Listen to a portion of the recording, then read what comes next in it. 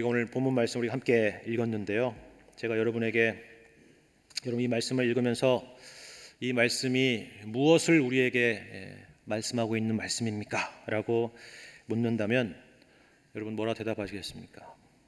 여러분 다 똑똑하신 분들이니까 쉽게 대답할 수 있을 거라 생각을 합니다.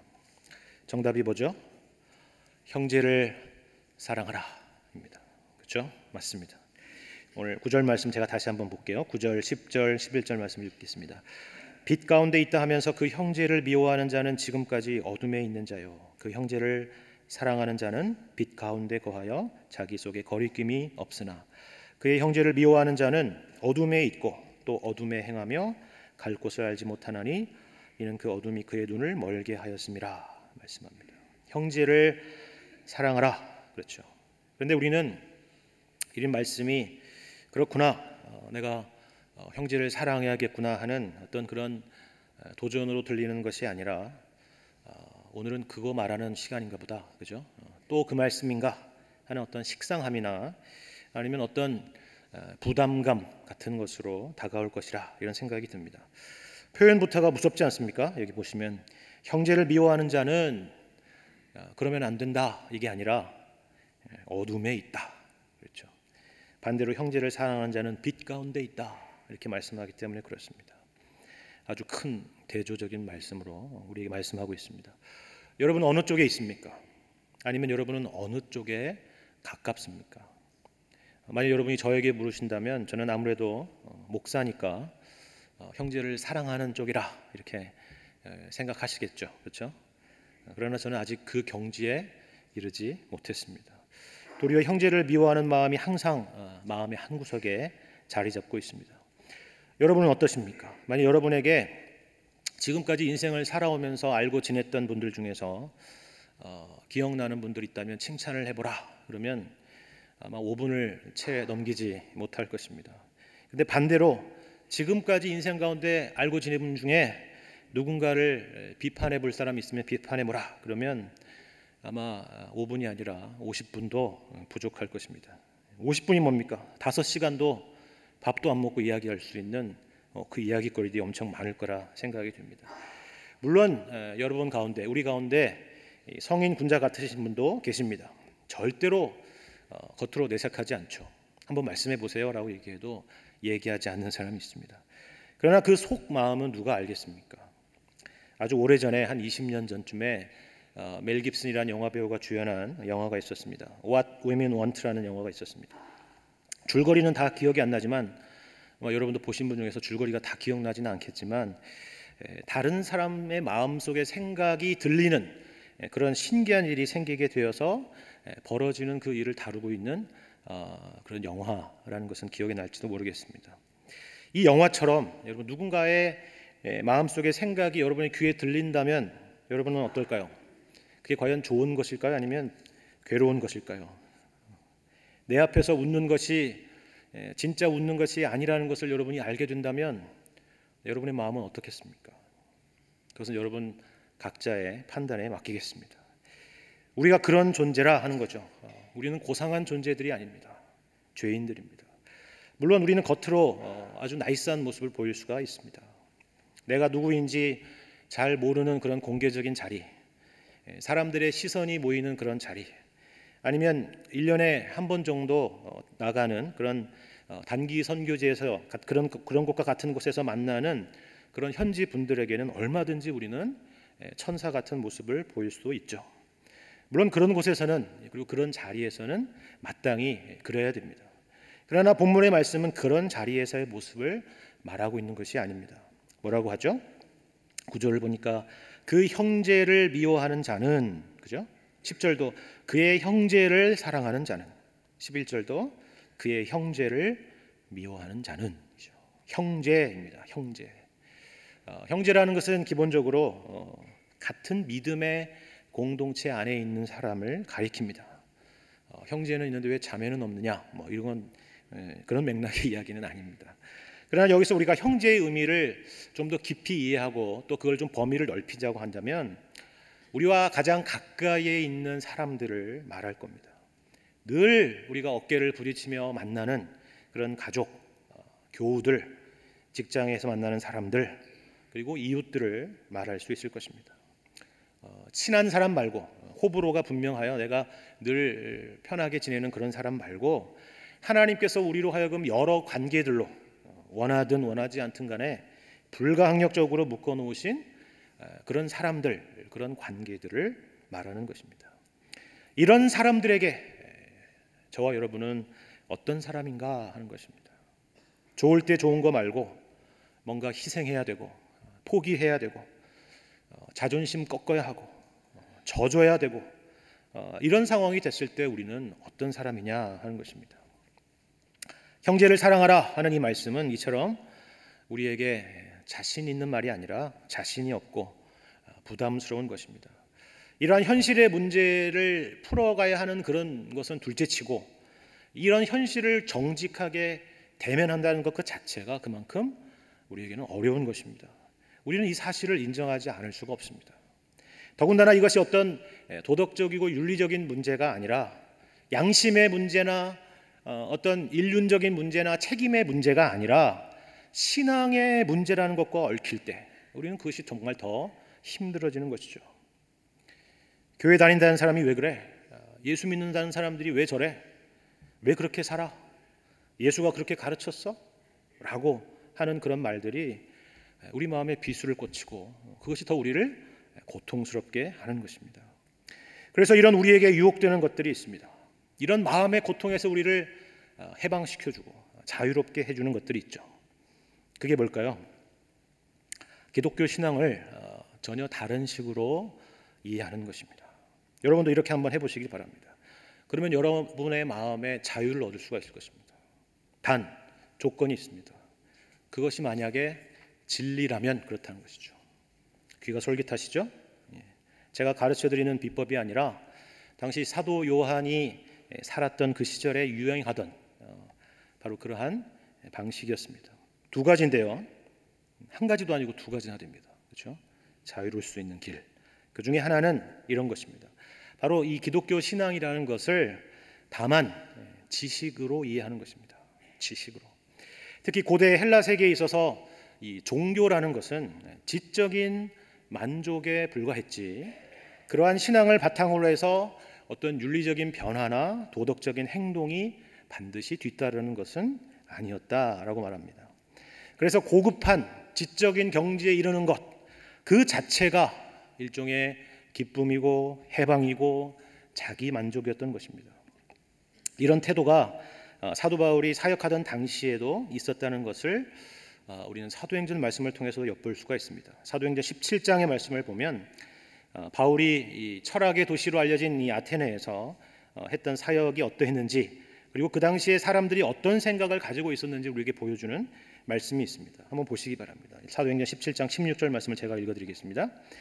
바울이 아덴에서 그들을 기다리다가 그 성에 우상이 가득한 것을 보고 마음에 격분하여 회당에서는 유대인과 경건한 사람들과 또 장터에서는 날마다 만나는 사람들과 변론하니 어떤 에피쿠로스와 스토아 철학자들도 바울과 쟁론할세 어떤 사람들은 이르되 이 말쟁이가 무슨 말을 하고자 하느냐. 그렇죠? 바울을 지금 뭐라고 하고 있죠? 말쟁이. 그러니까 기독교 신앙을 이 사람들이 이해하는 방식이죠. 그렇게 얘기하고 어떤 사람들은 이르되 이방신들을 전하는 사람인가 보다 하니 이는 바울이 예수와 부활을 전하기 때문이라. 그를 붙들어 아레오바고로 가며 말하기를 내가 말하는 이 새로운 가르침이 무엇인지 우리가 알 수 있겠느냐. 내가 어떤 이상한 것을 우리 귀에 들려주니 그 무슨 뜻인지 알고자 하노라 하니 모든 아덴 사람과 거기서 나그네 된 외국인들이 가장 새로운 것을 말하고 듣는 것 외에는 달리 시간을 쓰지 않음이더라 라고 말하고 있습니다.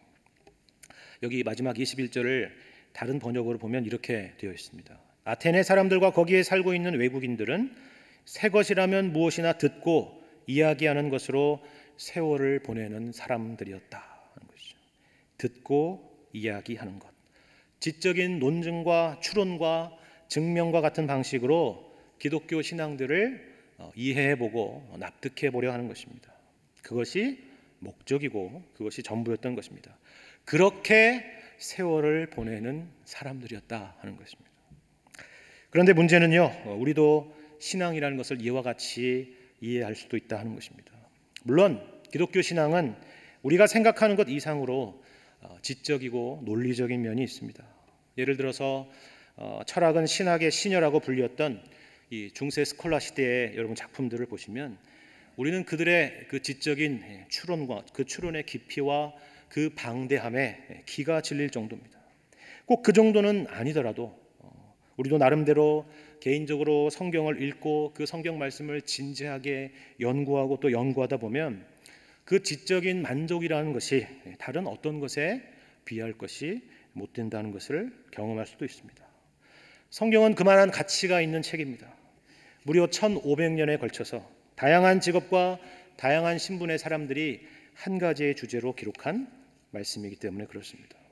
문제는 우리의 신앙의 내용을 이와 같이 이런 지적인 만족과 지적인 유희에 머무르게 되는 것입니다. 머문다라는 표현보다 숨는다라는 표현이 더 적합할지 모르겠습니다. 왜냐하면 단지 신앙이라는 것을 단지 지식적으로 아는 것으로 우리가 한정하기 때문에 그렇습니다. 여러분이 그렇게 한다면 어떤 행동으로부터의 자유를 경험할 수 있을 것입니다. 그러나 오늘 요한일서 2장 말씀 우리에게 이렇게 말씀하고 있죠. 요한일서 2장 3절의 말씀에 보시면 우리가 그의 계명을 지키면 이로써 우리가 그를 아는 줄로 알 것이요 그를 아노라 하고 그의 계명을 지키지 아니하는 자는 거짓말하는 자요 진리가 그 속에 있지 아니하다라고 말씀합니다. 기독교 신앙은 다만 지식이 아니다. 경전 공부나 율법 공부가 아니다.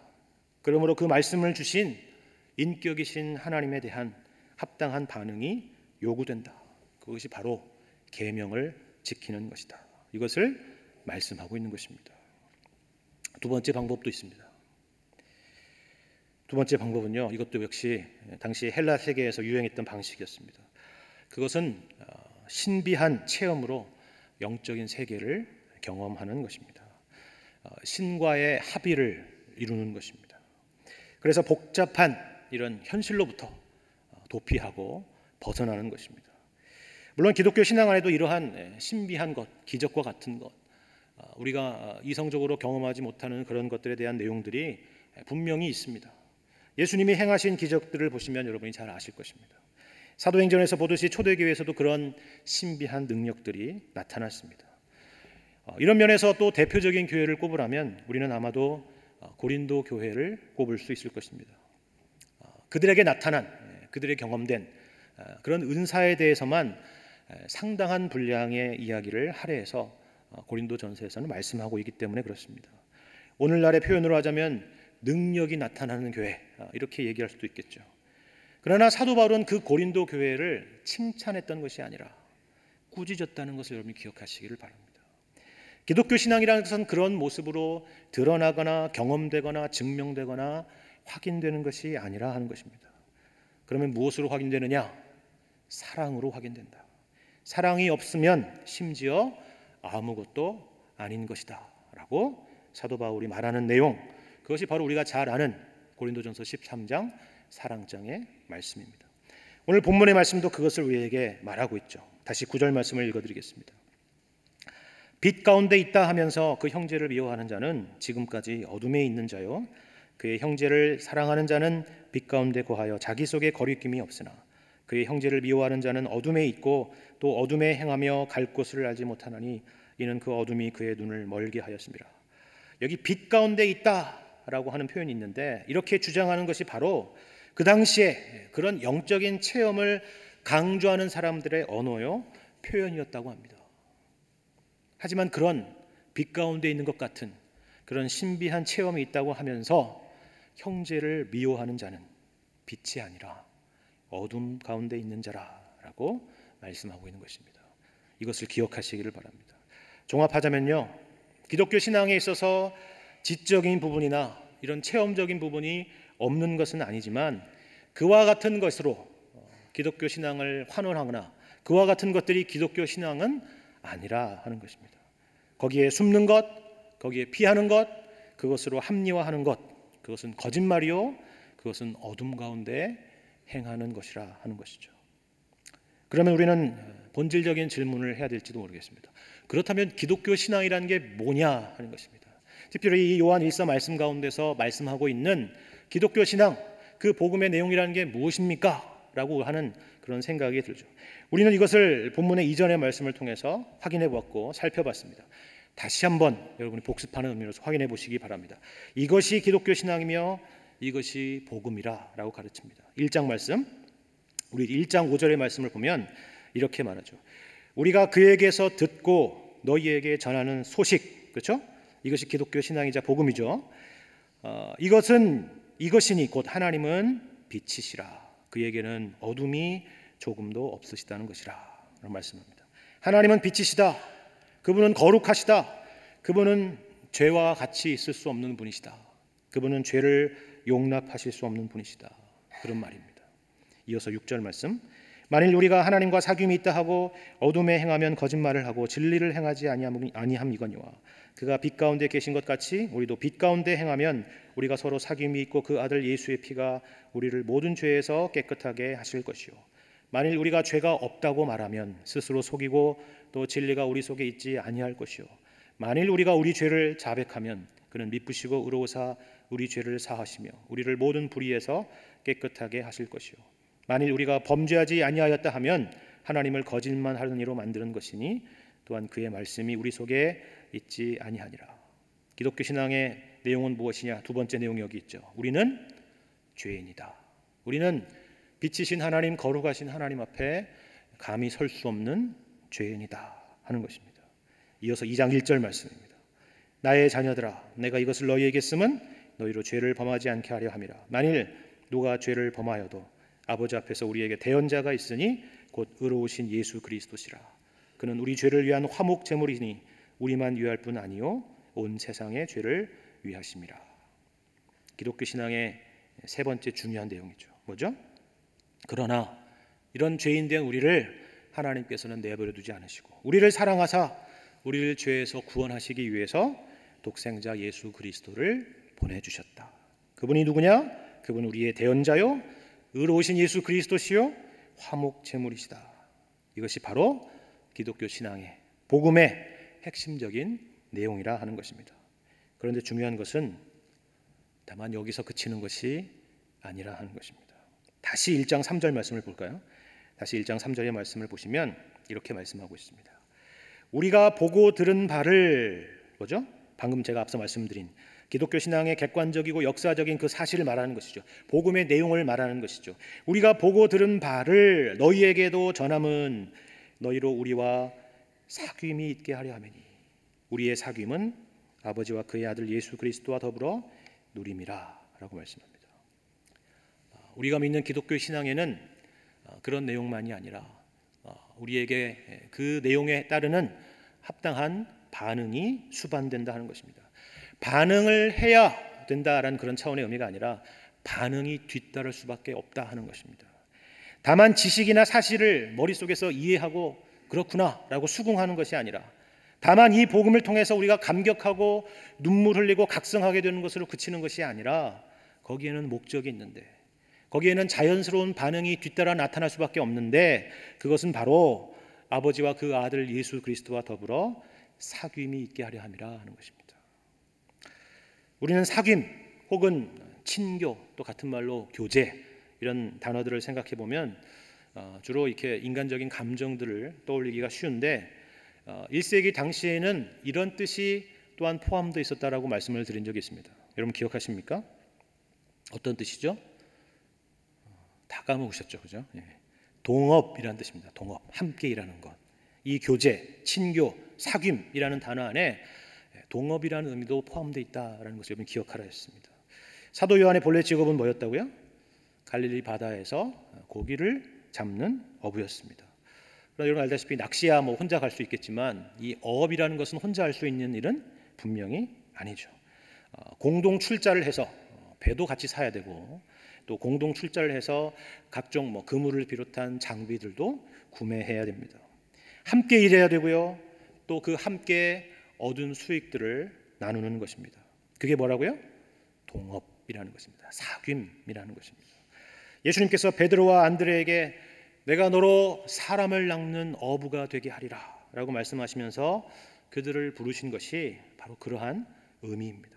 복음을 위한 그 일, 하나님 나라를 위한 그 일에 우리를 동업자로 부르셨다 하는 것입니다. 동업자라는 것은 같은 목표와 같은 가치와 같은 비전을 공유하는 사람들입니다. 같은 사업을 하는데 혼자 살기 없는 것입니다. 그렇죠. 망해도 같이 망하고 흥해도 같이 흥하는 것입니다. 그게 동업이죠. 이것은 우리가 예수를 믿는 것을 우리가 예수님과 연합되었다라고 표현하는 것과 같은 그런 설명과 비슷한 부합되는 방식의 설명인 것입니다. 주님의 죽으심이 우리의 죽으심이요, 주님의 부활이 우리의 부활인 것입니다. 그분의 것이 곧 우리의 것이 되는 것입니다. 로마서 8장 17절의 말씀에 이것을 우리에게 이렇게 확신하여 분명히 말씀하고 있습니다. 자녀이면 또한 상속자 곧 하나님의 상속자요 그리스도와 함께한 상속자니 우리가 그와 함께 영광을 받기 위하여 고난도 함께 받아야 할 것이니라 라고 말씀합니다. 그런다면 오늘 본문 2장 6절 말씀도 여러분 이제 다르게 여러분 다가올 것입니다. 뭐라고 말씀하고 있습니다. 2장 6절 말씀에 그의 안에 산다고 하는 자는 그가 행하시는 대로 자기도 행할지니라 하는 것입니다. 당연한 것이다, 마땅한 것이다, 당연히 수반되어 따르는 일이다 라고 말하는 것입니다. 왜 주님이 행하시는 대로 우리도 행해야 됩니까? 우리는 주님과 연합된 자요, 동업자요, 사귐이 있는 자요, 공동 운명체이기 때문에 그렇습니다. 이런 맥락에서 오늘 형제를 사랑하라 하는 그 명령과 요구가 있는 것입니다. 그리고 이것이 바로 다만 윤리적인 명령이거나 실천적인 명령이 아닌 이유인 것입니다. 명령이기에 앞서서 이것 자체가 우리에게는 영광이요 특권이라는 것을 가르쳐 주는 것입니다. 여러분 생각해 보시기 바랍니다. 만일 어느 대기업 회장이 여러분을 공동 회장으로 공동 대표이사로 세우고 내일 아침 8시까지 출근하라라고 얘기했다고 생각해 봅시다. 아마 여러분 중에서 아침 8시까지 출근하라라는 것을 다만 명령이나 의무로 여기는 사람은 아무도 없을 것입니다. 왜 아침부터 나를 이렇게 괴롭히나 라고 생각하는 사람은 아무도 없을 것입니다. 왜 그렇죠? 그것 자체가 특권이요 명예요 영광이기 때문에 그런 것입니다. 바로 그것을 말하는 것입니다. 8절 말씀을 보면요, 형제를 사랑하는 것은 새 계명이라 라고 말합니다. 여러분 어떤 말씀이 연상됩니까? 요한복음 13장 말씀이 여러분 떠오르지 않습니까? 요한복음 13장 34절 말씀에 이렇게 말씀합니다. 새 계명을 너희에게 주노니 서로 사랑하라. 내가 너희를 사랑한 것 같이 너희도 서로 사랑하라. 너희가 서로 사랑하면 이로써 모든 사람이 너희가 내 제자인 줄 알리라 말씀합니다. 말씀드린 것처럼 이것을 다만 어떤 명령이나 의무나 요구로 이해하시면 안 됩니다. 이게 얼마나 큰 말씀인지 여러분 생각해 보시기 바랍니다. 뭐라고 말씀하죠? 너희가 서로 사랑하면 이로써 모든 사람이 너희가 내 제자인 줄 알리라 하는 겁니다. 예수님께서 당신의 명예와 당신의 어떠함을 우리의 어깨에, 교회의 어깨에 지우신 것입니다. 우리가 서로 사랑하면 너희가 내 제자인 줄을 알리라. 주님이 이 땅에서는 눈에 보이지 않지만 우리를 통해서 주님이 살아계시고 우리를 사랑하시는 것을 알게 되리라 하는 것입니다. 만약에 우리가 서로 사랑하지 않으면 어떨까요? 세상은 기독교를 그런 것으로 알겠죠. 주님의 입장에서는 손해가 아닙니까? 당연히 손해죠. 동업자라고 하지 않았습니까? 망해도 같이 망하고 흥해도 같이 흥하는 것입니다. 하나님이 우리를 그렇게 대우하시겠다 하는 것입니다. 여러분 찬송가 503장 세상 모두 사랑 없어라는 찬송이 있죠. 그 찬송 가사 중에 2절의 가사에 이런 것이 있습니다. 여러분 생각해 보십시오. 곳곳마다 번민함은 사랑 없는 연고요. 측은하게 손을 펴고 사랑받기 원하네. 어떤 이는 고통과 근심 걱정 많으니 사랑 없는 까닭에 저들 실망하도다. 사랑 없는 까닭에 사랑 없는 까닭에 사랑 없는 까닭에 저들 실망하도다. 그렇죠. 우리가 그런 존재입니다. 그러면 주님만 손해입니까? 우리도 손해입니다. 오늘 본문의 말씀 10절과 11절 말씀을 보시기 바랍니다. 그의 형제를 사랑하는 자는 빛 가운데 거하여 자기 속에 거리낌이 없으나 그의 형제를 미워하는 자는 어둠에 있고 또 어둠에 행하며 갈 곳을 알지 못하나니 이는 그 어둠이 그의 눈을 멀게 하였음이라 말하죠. 형제를 사랑하지 않은 자는, 형제를 미워하는 자는 신앙의 방향을 잃습니다. 구원해 주신 은혜에 감격해서 하나님을 사랑하고 또 형제를 사랑하던 마음에서 어느 순간부터인가 자기 중심, 자기 사랑, 미움, 시기, 교만이 우리 마음 가운데 싹트고 자라서 아름다운 정원을 잠시 여름에 휴가를 다녀온 사이에 잡초가 뒤덮여버리듯이 그렇게 우리를 삼켜버리는 것입니다. 주님 안에 있었던 기쁨도, 주님 안에 있었던 감격도, 그리고 감사도 눈 녹듯이 사라져버리는 것입니다. 복음의 빛이 사라져서 그 어둠이 우리의 눈을 멀게 했기 때문에 그렇습니다. 혹시 우리의 모습이 그런 모습은 아닌지 우리는 생각해 볼 필요가 있습니다. 그러나 우리가 절망하지 않을 이유는 여기에 있습니다. 오늘 말씀 가운데 있습니다. 우리를 죄에서 구원하시며 아버지와 그의 아들 예수 그리스도와 더불어 사귐이 있게 하신 그 하나님께서 여전히 우리와 함께 하시기 때문입니다. 이 동업과 연합은 그저 맺고 끊는 세상의 동업과 연합이 아니라 예수 그리스도의 보혈의 피로 맺은 것이기 때문에 결코 끊을 수 없는 것이기 때문에 그렇습니다. 만일 누가 죄를 범하여도, 만일 누가 이 일에 실패한다 해도 우리에겐 누가 있다고요? 아버지 앞에서 우리에게 대언자가 있으니 곧 의로우신 예수 그리스도시라 라고 말씀하십니다. 주님이 우리의 연약함을 아십니다. 형제를 사랑하라, 언제나 들어도 아름다운 말이 아니라 부담스러운 명령이고 항상 잘 하지 못하는 거 우리 주님께서 아십니다. 그러나 우리 주님이 우리의 연약함을 도우십니다. 빛이신 주님을 바라보시고 우리를 구원하신 그 은혜가 무엇인지를 항상 확인하시고 주님께 은혜를 구하셔야 합니다. 포기하거나 좌절하거나 낙심하지 마시고 지식 속에 숨거나 체험으로 때우지 마시고 항상 주님의 도우심을 구하며 우리 주님께서 우리에게 맡겨주신 그 영광스러운 명령과 그 영광스러운 요구에 순종으로 반응하셔서 주님의 영광을 다시 비추시는 우리 연합교회와 여러분 모두가 되시기를 주님의 이름으로 간절히 축원합니다.